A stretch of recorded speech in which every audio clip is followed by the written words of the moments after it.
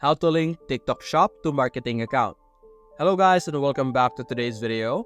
In today's video, we will be showing you how you will be able to manage your marketing in your TikTok Shop.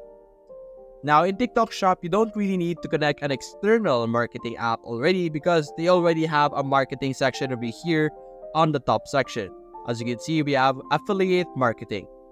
So simply open this to see the different features and to see the different things that you will be able to do with their affiliate program. Now, in this page, you are the owner and you will be offering an affiliate program to different creators such as Cornbep and all of these other options over here.